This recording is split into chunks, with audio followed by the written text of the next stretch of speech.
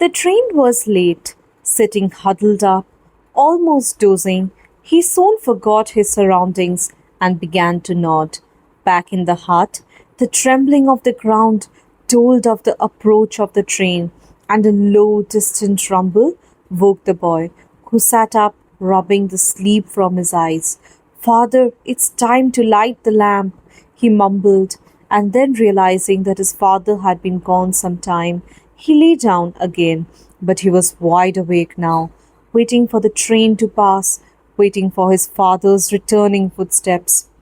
A low grunt resounded from the top of the cutting. In a second, Baldeo was awake, all his senses alert. Only a tiger could emit such a sound. There was no shelter for Baldeo, but he grasped his axe firmly and tensed his body, trying to make out the direction from which the animal was approaching. For some time, there was only silence. Even the usual jungle noises seemed to have ceased altogether.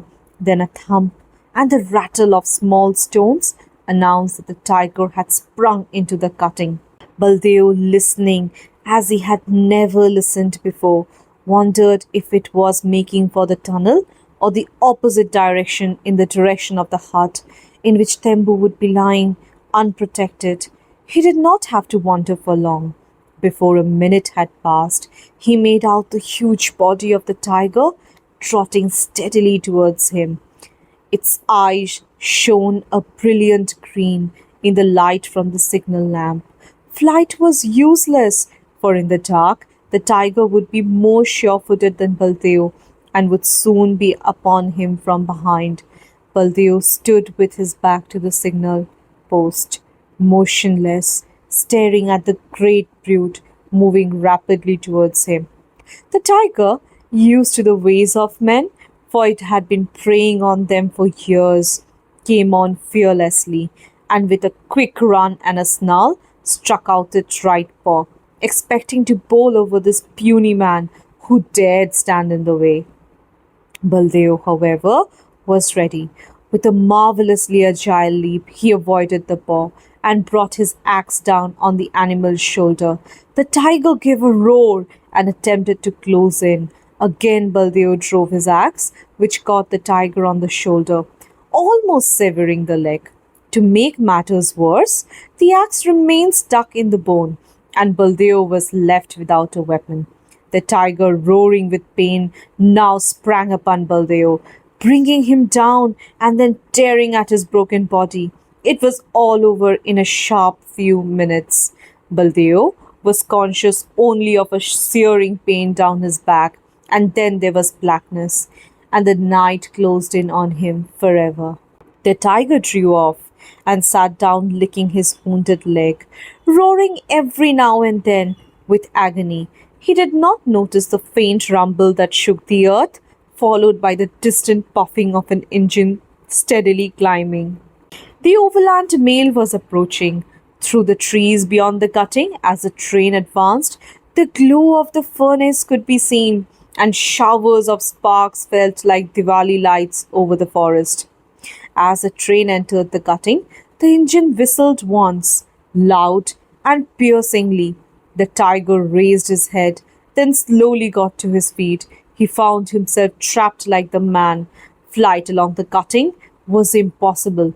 He entered the tunnel, running as fast as his wounded leg would carry him, and then, with a roar and a shower of sparks, the train entered the yawning tunnel. The noise in the confined space was deafening.